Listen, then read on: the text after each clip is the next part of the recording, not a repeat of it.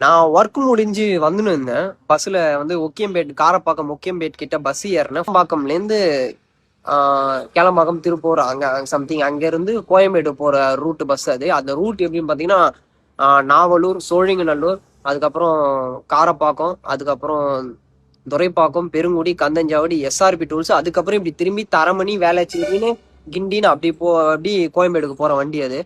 பாத்தீங்கன்னா நான் வந்து எஸ்ஆர்பிக்கு டிக்கெட் கொடுங்கன்னு கேட்டேன். எஸ்ஆர்பி எல்லாம் போகாது அப்படின்னு சொன்னாங்க. ஏங்க அங்க அப்படி போற ரூட்டு தானே, எஸ்ஆர்பி போகணும்ல அப்படின்னு சொன்னேன். ஓட்டுற அந்த 570 ரூட்ல, அந்த ரூட்ல ஓட்டுற எல்லாருமே ரூட்டு கந்தஞ்சாவடி, எஸ்ஆர்பி, தரமணி அப்படிதான் போனோம். இவரு கந்தஞ்சாவடியில இந்த டைரக்டா அந்த எஸ்ஆர்பி ஸ்டாப்பிங்க விட்டுட்டு அப்படியே டைரக்டா தரமணி ரூட் எடுத்துட்டாரு. அதனால வந்து அவரை மட்டும் காமிச்சு இது இல்லை. ஏன்னா வந்து அந்த இதுல போறாங்க எல்லாருமே மோஸ்டா அப்படிதான் பண்றாங்க. இது வந்து சொல்லி புரிய வைக்கணும் என்று ரொம்ப ஹார்ஷா பேசினாரு. அதெல்லாம் போக முடியாது, டைவர்ஷன் இருக்கு, ஏன் எப்படி போவாங்க அப்படின்ற மாதிரி பேசினாரு.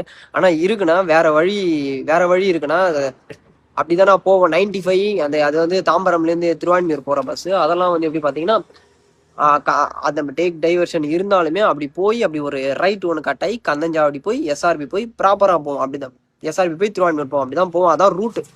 உங்களுக்கு ரூட் இருக்குல்ல, எஸ்ஆர்பி ரூட் இருக்குல்லன்னா நீங்க போகணும்லண்ணா அப்படின்னு கேட்டதுக்கு அதெல்லாம் போவாது, தரமணியில இறங்கிக்கோன்ற மாதிரி பேசிட்டாரு. சரிங்களா?